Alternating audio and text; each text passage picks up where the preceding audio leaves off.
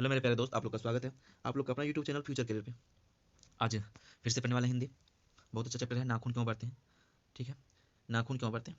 चलिए इस चैप्टर का ऑब्जेक्टिव बेस्ड क्वेश्चन जानेंगे। चलिए पहला क्वेश्चन है, नाखून क्यों बढ़ते हैं निबंधकार कौन है। ऑप्शन ए में दिया है गुलाब राय, ऑप्शन बी में दिया गया है शांति प्रिय द्विवेदी और ऑप्शन डी सी में दिया गया प्रताप नारायण, ऑप्शन सी में दिया गया हजारी प्रसाद द्विवेदी। इसमें तो पहले स्टिक लगाया, क्या हो जाएंगे आचार्य हजारी प्रसाद द्विवेदी। द्विवेदी में देखिए बड़ी की मात्रा छुटा हुआ है। चलिए हजारी प्रसाद द्विवेदी। चलिए अगला क्वेश्चन है, क्या है अगला क्वेश्चन। द्विवेदी जी ने निर्लज अपराधी किसे कहा। द्विवेदी जी ने निर्लज अपराधी किसे कहा। नाखून को, चोर को, डाकू को, बदमाश को। क्या बताएंगे आप लोग कि द्विवेदी जी ने निर्लज अपराधी किसे कहा। नाखून को, चोर को, डाकू को, बदमाश को। क्या हो जाएगा आंसर, ऑप्शन ए नाखून को। चलिए कामसूत्र किसकी रचना है, बताएंगे आप लोग। हजारी प्रसाद द्विवेदी की, पतंजलि की, वात्स्यायन की, रामानुजाचार्य की। बताएंगे आप लोग कामसूत्र किसकी रचना है। बहुत अच्छा क्वेश्चन है। हजारी प्रसाद द्विवेदी, पतंजलि की को दिया गया है, कोई बात से, वात्स्यायन यानी कि एंड श्री रामानुजाचार्य की। ऑप्शन सी हो जाएगा आंसर, क्या हो जाएगा ऑप्शन सी। अगला है, सी कथक का अर्थ होता है साबुन, मुहावर, दर्पण, मोम। क्या हो जाएगा, सी कथक का अर्थ होता है साबुन, मुहावर, दर्पण, मोम। क्या हो जाएगा आंसर, बताएंगे आप लोग। फोर का बहुत अच्छा क्वेश्चन होंगे। क्या है आंसर, क्या है मोम। अगला है, महाभारत क्या है, उपन्यास है, कहानी है, शास्त्र है, पुराण है। महाभारत क्या है, उपन्यास है, कहानी है, शास्त्र है, पुराण है। बताएंगे आप लोग महाभारत क्या है। क्या हो जाएगा answer dear friends, option D पुराण। ऑप्शन क्या हो जाएगा, डी पुराण। चलिए अगला क्वेश्चन, किस देश के लोग बड़े बड़े नख पसंद करते हैं। गौड़ देश के, कई देश के, वाहिक देश के, गंधार देश के। बताएंगे आप लोग किस देश के लोग बड़े बड़े नख मतलब नाखून जो होता है पसंद करते हैं। गौड़ देश के, कई देश के, वाहिक देश के, गंधार देश के। क्या हो जाएगा आंसर, गौड़ देश के, गौड़ देश के। चलिए अगला क्वेश्चन है, कौन छोटे नखों को पसंद करते हैं। दक्षिणात्य, पूर्वार्तीय, मालव और मध्य देशीय। बताएंगे आप लोग कौन छोटे नखों को पसंद करते हैं। ऑप्शन फोर दिया गया ABCD में। अब बताएंगे आंसर। मैं जो भी इस चैनल पे न्यू है, जो स्टूडेंट्स, फटाफट चैनल को सब्सक्राइब कर लीजिए, चैनल को सब्सक्राइब कर लीजिए एंड क्लास को अपने दोस्त के साथ शेयर कर दीजिए। चलिए क्या हो जाएगा आंसर, ऑप्शन ए। साथ का क्या हो जाएगा आंसर, ऑप्शन ए दक्षिणात्य। अगला क्वेश्चन है, हजारी प्रसाद द्विवेदी का जन्म कब हुआ था। कब हुआ, 1905 ईस्वी, 1907 ईस्वी, 1909 ईस्वी, 1911 ईस्वी। हजारी प्रसाद द्विवेदी का जन्म कब हुआ, 1905 ईस्वी, 1907 ईस्वी, 1909 ईस्वी, 1911 ईस्वी। ऑप्शन बताएंगे आप लोग। हजारी प्रसाद द्विवेदी का जन्म कब हुआ, क्या हो जाएगा आंसर, 1907 ईस्वी। कब हुआ था, 1907 ईस्वी। हजारी प्रसाद द्विवेदी का जन्म कहाँ हुआ, समस्तीपुर बिहार, बलिया बिहार, बलिया उत्तर प्रदेश, इलाहाबाद उत्तर प्रदेश। हजारी प्रसाद द्विवेदी का जन्म कहाँ हुआ, समस्तीपुर बिहार, बलिया बिहार, बलिया उत्तर प्रदेश, इलाहाबाद। बताएंगे आप लोग, क्या हो जाएगा आंसर, नौ का सी बलिया बिहार। सी का क्या हो जाएगा आंसर, बलिया बिहार। कौन मनुष्य का आदर्श नहीं बन सकती, मतलब शेर, बंदरियां, भालू, हाथी। मनुष्य का आदर्श नहीं बन सकती, कौन है, शेर, बंदरियां, भालू, हाथी। सी, ठीक है। अगला क्वेश्चन है, देवताओं का राजा किन्हें संबोधित किया जाता है। महादेव को, विष्णु को, इंद्र को, ब्रह्मा को। बताएंगे आप लोग देवताओं के राजा किन्हें संबोधित किया जाता है। बहुत अच्छा क्वेश्चन है। महादेव के, विष्णु को, इंद्र भगवान को, ब्रह्मा को। क्या हो जाएगा आंसर, ऑप्शन सी इंद्र भगवान को। अगला क्वेश्चन है, बहुत अच्छा, नख किसका प्रतीक है, मानवता का, पशुता का, ए और बी दोनों का, इनमें से कोई नहीं। बहुत ये जो क्वेश्चन है प्रीवियस ईयर में पूछा गया था मेरे डियर फ्रेंड्स। नख किसका प्रतीक है, मानवता का, पशुता का, ए बी दोनों, ABC, इनमें से कोई नहीं। क्या हो जाएगा आंसर, पशुता का। नख किसका प्रतीक है, पशुता का। अगला क्वेश्चन है, पृथ्वीराज रासो किसका संपादन है। हजारी प्रसाद द्विवेदी, मैक्स मुलर, सुमित्रा पंत, नलिन लोचन शर्मा। पृथ्वीराज रासो किसका संपादन है, बताएंगे आप लोग। तेरह का बहुत अच्छा क्वेश्चन है। हजारी प्रसाद द्विवेदी, मैक्स मुलर, सुमित्रा पंत और नलिन लोचन शर्मा। क्या हो जाएगा answer, option A Hazari Prasad Dwivedi. Kashi Hindu विश्वविद्यालय से हजारी प्रसाद द्विवेदी को कौन सी उपाधि दी गई, पद्म भूषण, अशोक चक्र, विजय चक्र, ज्योतिषाचार्य। बताएंगे आप लोग। चौदह का बहुत अच्छा क्वेश्चन है, काशी हिंदू विश्वविद्यालय से हजारी प्रसाद द्विवेदी को कौन सी उपाधि दी गई, पद्म भूषण, अशोक चक्र, विजय चक्र, ज्योतिषाचार्य। क्या हो जाएगा answer, option D, option D. अगला क्वेश्चन है, हजारी प्रसाद द्विवेदी कब पद्म भूषण की उपाधि से सम्मानित किया गया, 1953 ईस्वी में, 1957 ईस्वी में, 1959 ईस्वी में, 1961 ईस्वी में। बताएंगे आप लोग हजारी प्रसाद द्विवेदी कब पद्म भूषण की उपाधि से सम्मानित किया गया। ऑप्शन ए में दिया गया है 1953 ईस्वी में, 1957 ईस्वी में, 1959 ईस्वी में, 1961 ईस्वी में। क्या हो जाएगा आंसर, 15 का बहुत अच्छा क्वेश्चन है भाई, ऑप्शन बी 1957 ईस्वी में, 1957। अगला है क्वेश्चन, अशोक के फूल किसकी रचना है, दिनकर की, सुमित्रानंद पंत, हजारी प्रसाद द्विवेदी, गुणाकर मूल्य। बहुत अच्छा क्वेश्चन है। अशोक के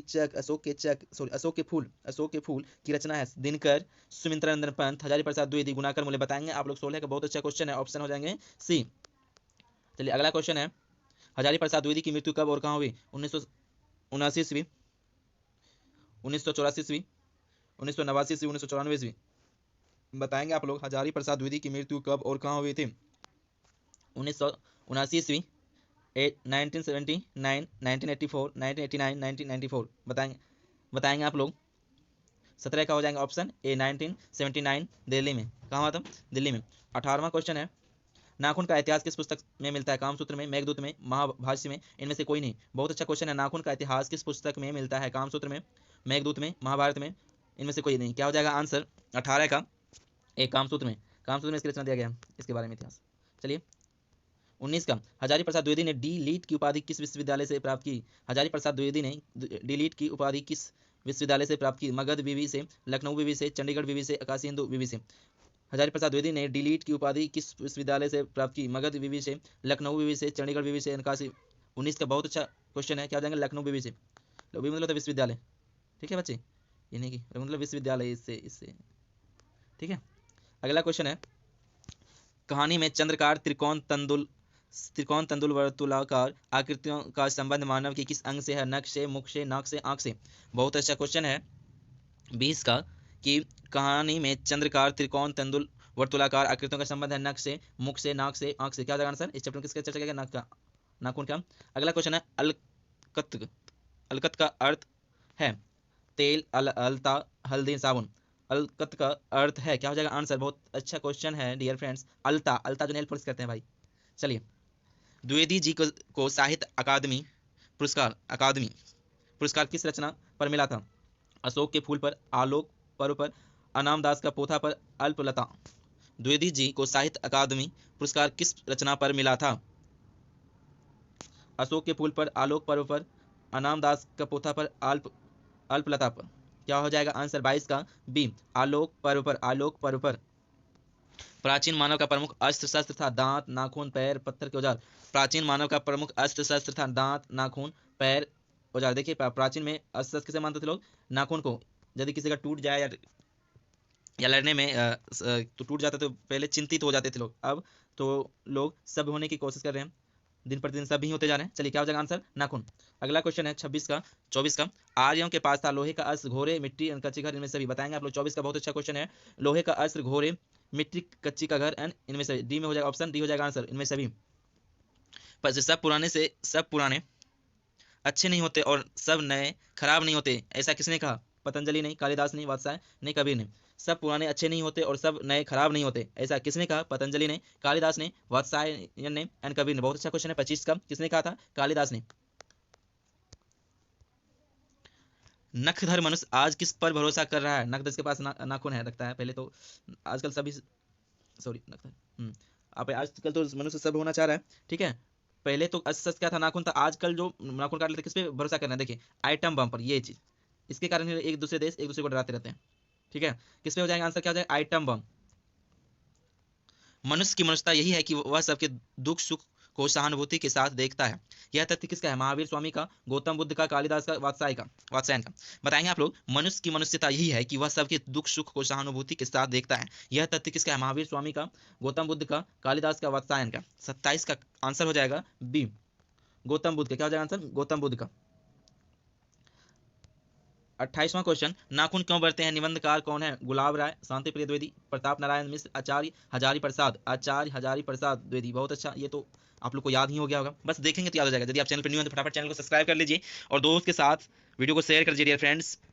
चलिए, आचार्य हजारी प्रसाद द्विवेदी ने साहित्य किस विधा में लेखन है? किस विधा में लेखन नहीं है? ये क्या देगा? लेखन नहीं है। आलोचना, उपन्यास, कहानी, निबंध। क्या हो जाएगा आंसर? 29 का, आचार्य हजारी प्रसाद द्विवेदी ने साहित्य की किस विधा में लेखन नहीं है? 29 का क्या हो जाएगा आंसर? कहानी।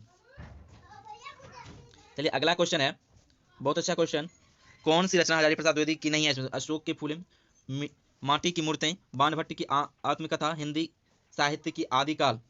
30 का बहुत अच्छा क्वेश्चन है, कौन सी रचना हजारी प्रसाद द्विवेदी की नहीं है? जब आप लेखक के बारे में जानते हैं तो पहला पेज जो दिया जाता है उसी से ये क्वेश्चन लिया गया है। कौन सा है? माटी के मूर्तें। माटी के मूर्तें।